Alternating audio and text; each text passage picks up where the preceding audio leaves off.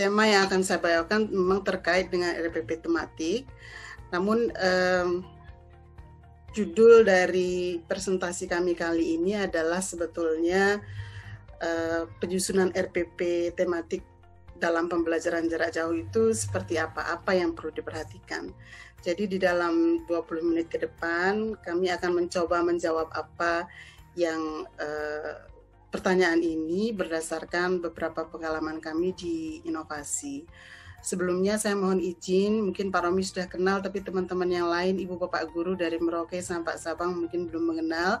Jadi saya ingin perkenalkan sedikit tentang program inovasi supaya lebih akrab dan supaya nanti ke depannya inovasi dan Bapak Ibu Guru masih tetap bisa berkomunikasi untuk saling belajar bersama. Baik, apa sih program inovasi itu gitu. Program inovasi adalah kemitraan pemerintah Indonesia dengan pemerintah Australia yang tujuannya adalah secara umum mendukung reformasi pendidikan di Indonesia. Jadi ada 3 area reformasi pendidikan yang didukung oleh inovasi. Kami bekerja di jenjang sekolah dasar dan madrasah ibtidaiyah.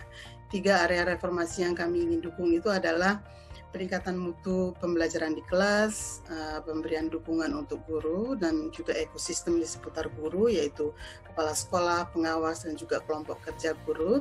Dan terakhir kami ingin mendukung reformasi yang memungkinkan pembelajaran yang bermutu itu dapat diakses oleh semua anak secara inklusif tanpa diskriminasi.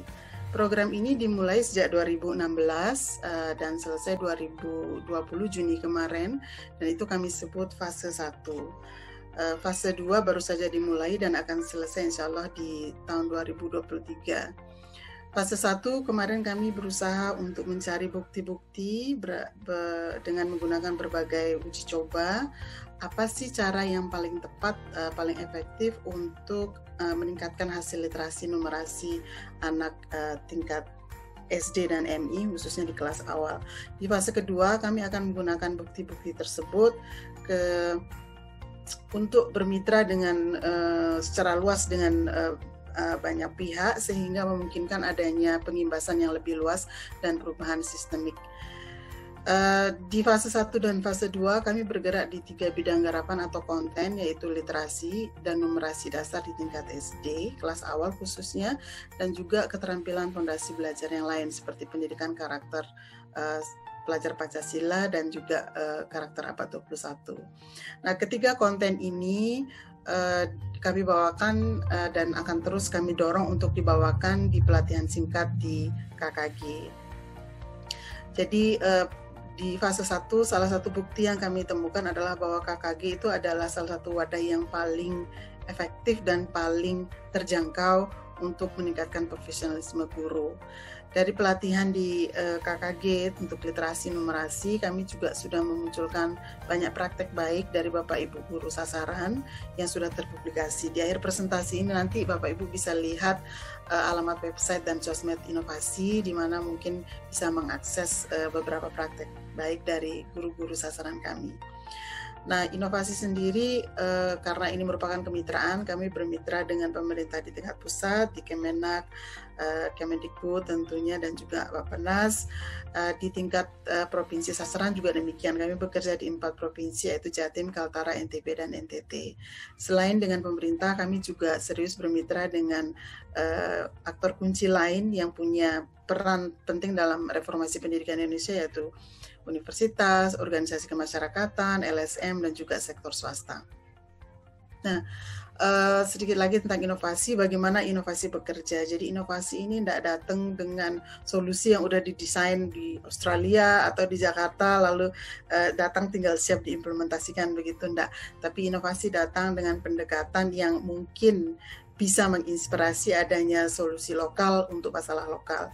Ini sebetulnya bukan pendekatan baru, tetapi ini secara konsisten kami mau coba lakukan di program inovasi di berbagai tingkatan sampai termasuk di tingkat kelas. Sebetulnya ini mirip dengan PTK Bapak Ibu, tapi mungkin ini lebih sedikit luas begitu ya. Ada 6 langkah besar bagaimana kami menerapkan pendekatan ini. Pertama, mengidentifikasi tantangan yang mestinya selalu bersifat lokal, kontekstual, bahkan berbeda tergantung individunya, tergantung kelasnya, tergantung budayanya, wilayahnya, dan juga waktunya, waktu normal dengan waktu new normal misalnya seperti itu. Lalu inovasi juga bisa memberikan beberapa cara untuk bagaimana masalah itu bisa dianalisa, diuraikan sehingga ada prioritas yang bisa diselesaikan dalam kurun waktu tertentu. Dan terakhir kami juga bisa mendorong untuk guru dalam hal ini dan kepala sekolah untuk meramu solusi dari inspirasi-inspirasi yang sudah didapatkan dari pelatihan di KKG ataupun pelatihan dari program lain, materi dari program lain, dan juga banyak materi dari Kemendikbud, dari internet maupun dari materi-materi offline. Nah, solusi-solusi inspirasi ini kami dorong untuk diramu dengan keadaan sekitar, sumber daya sekitar, sehingga muncul solusi yang bersifat lokal. Nah, solusi inilah yang kemudian kami dorong untuk diuji coba oleh Bapak Ibu guru dan juga sekolah, dan direfleksikan bagaimana implementasinya sehingga ada muncul adaptasi bila diperlukan. Dan proses yang keempat, kelima, dan keenam ini diulang-ulang sehingga memunculkan kesimpulan, oh, solusi lokal yang didesain ternyata cocok menjawab masalah lokal, atau kalau belum kembali lagi ke step 3, 4, 5, 6, dan seterusnya. Jadi itu pendekatan yang ditawarkan oleh inovasi. Sekarang izinkan saya untuk berbagi pembelajaran inovasi tentang program BDR yang sudah berjalan beberapa bulan. Kami juga sudah melakukan beberapa hal. Ini nanti menjadi basis kami untuk menjawab pertanyaan dalam menyusun RPP tematik PJJ, sebetulnya apa saja yang perlu diperhatikan gitu berdasarkan pembelajaran kami. Pembelajaran tentang program BDR ini sumbernya ada 2 untuk kami. Pertama dari beberapa survei cepat yang kami lakukan di 4 provinsi sasaran. Yang temuan utamanya sebetulnya banyak, tapi di sini mungkin yang relevan saya angkat ada 4. Yang pertama terkait dengan tingkat kesiapan. Tingkat kesiapan tadi Pak Adin juga udah cerita ya. Tingkat kesiapan itu sangat beragam sekali dan dimulai dengan kadang-kadang langkah yang salah, dan itu sangat wajar sekali karena tidak ada satupun dari kita yang menyangka bahwa kita umat manusia ini secara global akan menghadapi keadaan yang seperti ini, di mana sistem pendidikan hampir seperti shutdown begitu ya. Jadi ada pihak yang cepat menyesuaikan diri, tapi ada juga pihak yang sampai tidak tahu harus berbuat apa. Temuan kami yang kedua, ternyata responden survei cepat di 4 provinsi sasaran inovasi itu mengatakan bahwa media offline lah yang paling banyak mereka gunakan. Waktu itu surveinya selesai akhir Mei dan ada yang sampai awal Juni, tetapi mungkin ini karena lebih banyak belum terlalu banyak advokasi untuk pembelajaran online saat itu, mungkin seperti itu, atau masih mencari-cari cara yang terbaik. Temuan kami yang ketiga, secara materi, guru masih merasa secara psikologis harus menuntaskan kurikulum, meskipun di berbagai kesempatan kementerian dan juga bahkan Mas Menteri sendiri mengatakan bahwa tidak perlu ada beban seperti itu karena ini bukan kondisi yang normal. Namun kami melihat berdasarkan survei bahwa ternyata guru dan juga orang tua merasa bahwa ini masih menjadi sesuatu yang harus dituntaskan, dan itu mungkin berasal dari perasaan tanggung jawab yang besar dari para guru. Dan yang terakhir dan yang penting juga kami sampaikan di sini, secara konsisten kami menemukan bahwa ada beberapa kelompok anak yang menghadapi risiko paling besar saat masa wabah ini. Resikonya mereka tidak mendapatkan pembelajaran yang bermutu, bahkan tidak mendapatkan pembelajaran sama sekali. Gitu. Jadi kelompok ini ada kelompok anak dengan disabilitas, kelompok anak yang tinggal di wilayah yang tidak terjangkau atau wilayah 3T seperti ya tidak ada internet dan lain sebagainya, dan anak-anak meskipun di kota tetapi dengan tingkat ekonomi yang rentan itu ternyata juga memiliki resiko yang tinggi untuk tidak bisa belajar selama masa wabah pandemi ini. Nah, selain survei cepat, kami juga melakukan sumber pembelajaran kami tentang program BDR adalah intervensi langsung skala kecil. Jadi kami waktu itu secara cepat mengembangkan lembar kegiatan siswa atau LKS untuk literasi, numerasi, pendidikan karakter, dan juga psikososial atau psikoedukasi yang kami buat secara sederhana begitu, dan ini sebagai materi komplement dari kurikulum, sifatnya tentu saja tidak wajib, dan ini kami kirimkan kepada orang tua.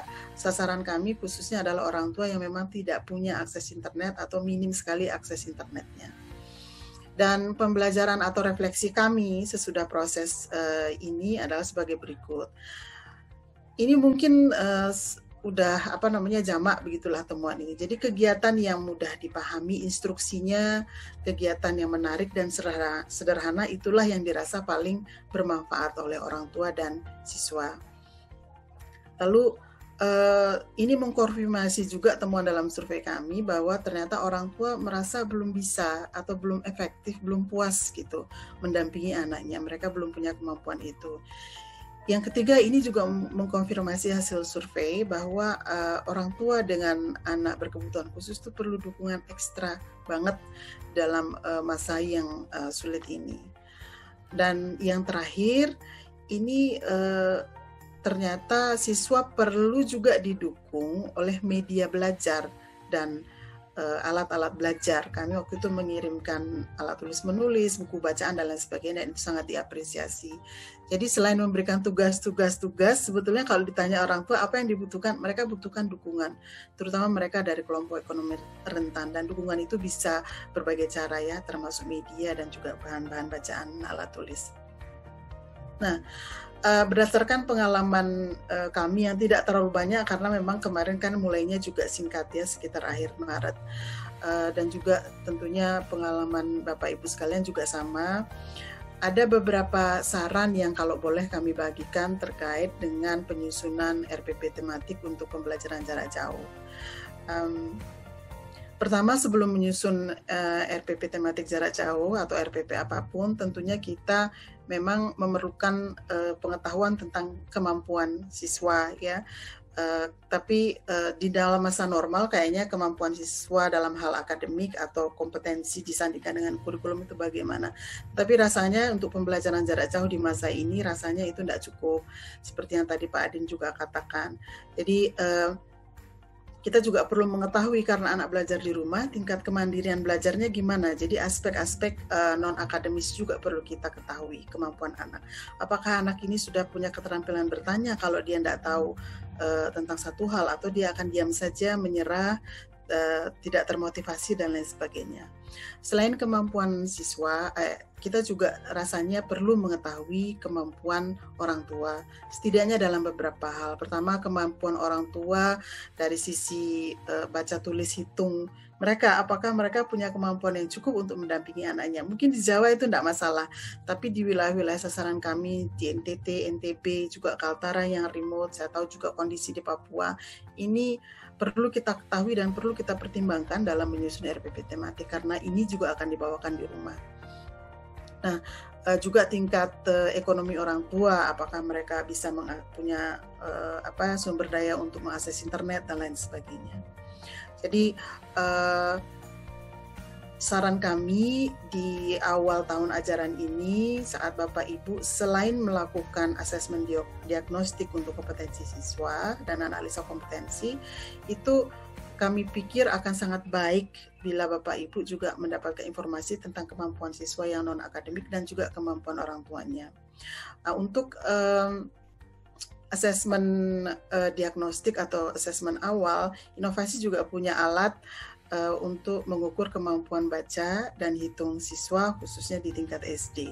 Selain itu, kami juga punya alat yang namanya PBS atau profil belajar siswa, yang bisa digunakan guru dengan orang tua untuk mendeteksi kesulitan belajar anak yang diduga mungkin memiliki kebutuhan khusus. Jadi dengan melakukan deteksi kesulitan dan kekuatan anak tersebut, RPP tematik yang kita desain itu bisa kita adaptasi untuk anak tersebut. Itu yang pertama. Saran yang kedua adalah terkait dengan kerjasama dengan orang tua. Ini juga tadi sudah disampaikan oleh Pak Adin, jadi saya hanya mengkonfirmasi nih temuan dari Pak Adin juga. di masa yang sulit ini, salah satu perubahan fundamental yang terjadi menurut kami di sistem pendidikan di seluruh dunia itu adalah bergesernya peran orang tua. Dan seharusnya ini bergesernya itu artinya kembali ke kitohnya gitu, kembali ke peran yang seharusnya dimainkan oleh orang tua sebagai pendidik pertama untuk anak-anaknya. Jadi mari saya ajak Ibu Bapak Guru untuk menggunakan kesempatan dalam kesempitan ini untuk membangun ownership orang tua, dimulai dengan bersama-sama merancang RPP atau memberikan orang tua kesempatan untuk memberikan input terhadap kegiatan RPP. Mungkin tidak tujuan tetapi kegiatan dan media yang bisa dipakai. Jadi nanti mereka orang tua bisa dengan anaknya bisa menyepakati kegiatan yang seperti apa yang memungkinkan dilakukan di rumah dengan sumber daya yang mereka miliki.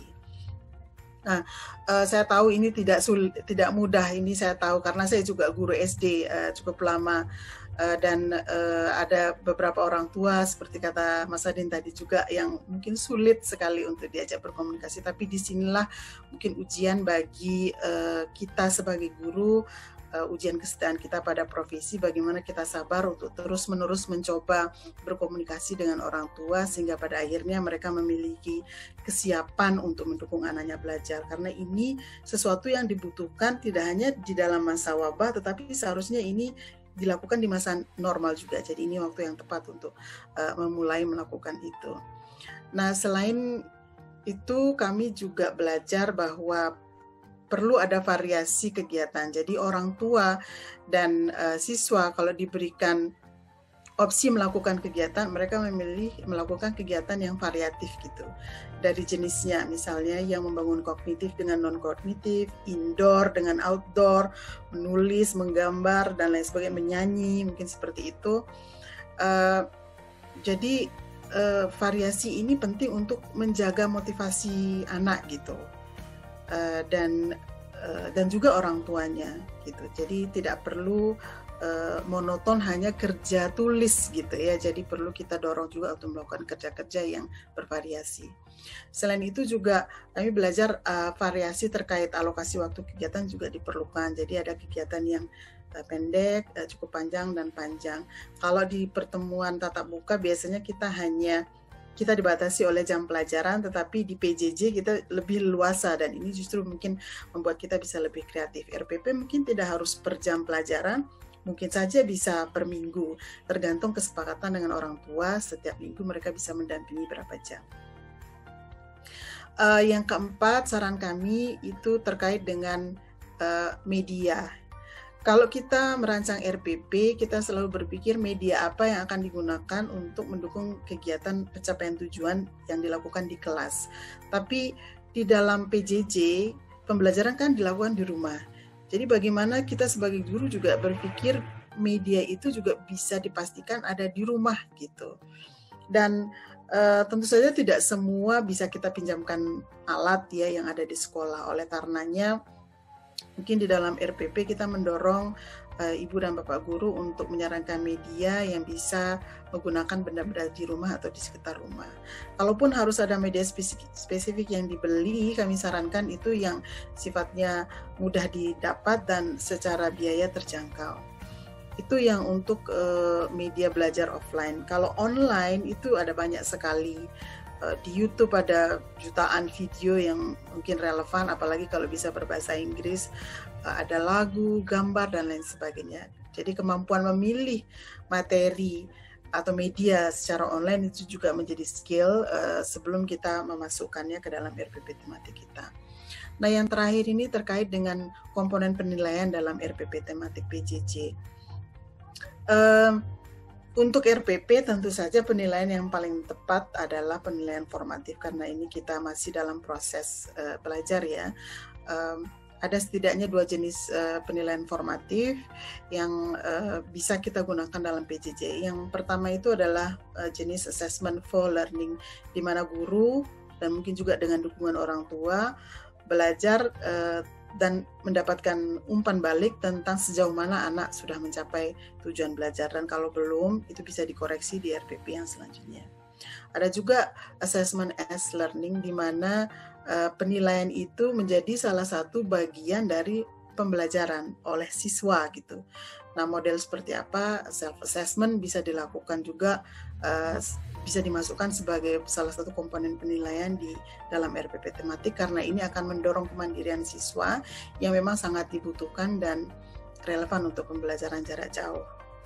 Dan orang tua sekali lagi perlu dilibatkan juga dalam melakukan penilaian formatif ini, sehingga mereka juga bisa tahu sejauh mana pencapaian anaknya dan sejauh mana dukungan yang mereka berikan sudah efektif atau belum.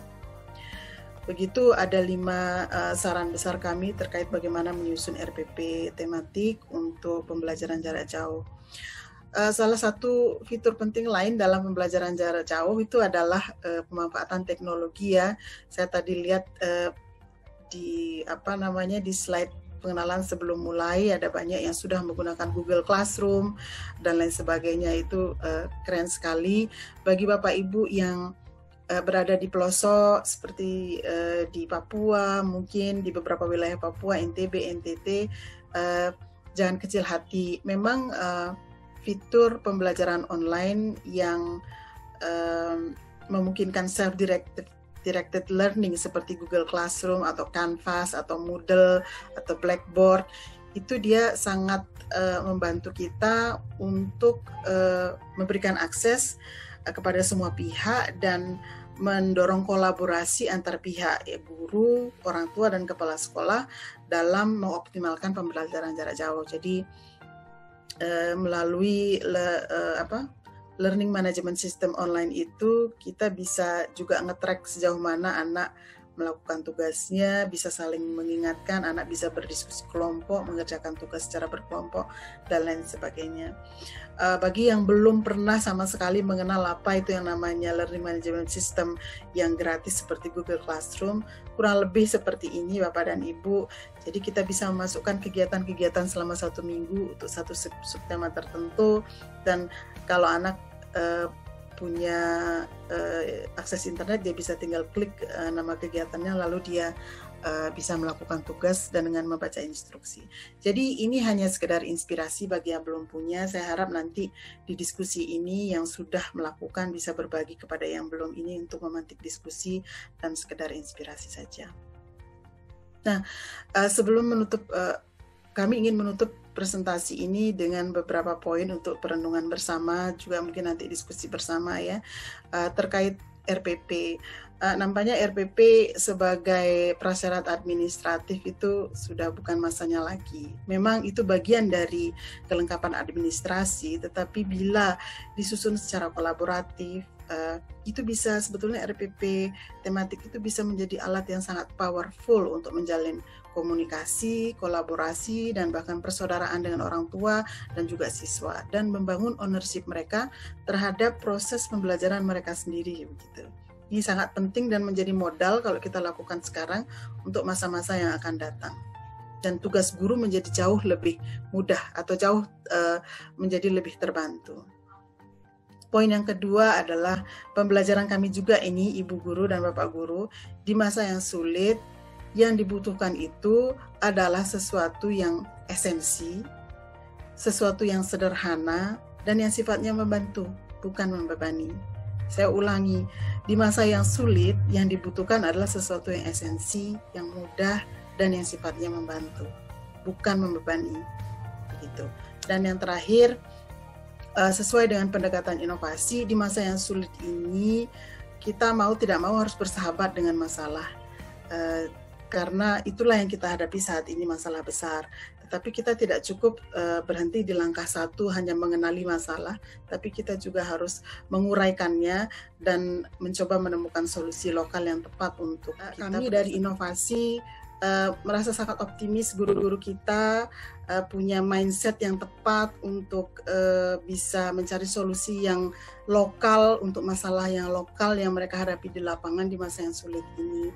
Dan banyak guru-guru kita yang hebat juga di sini, dan kami dari inovasi sangat bangga dan berterima kasih dilibatkan dalam kegiatan yang sangat penting ini.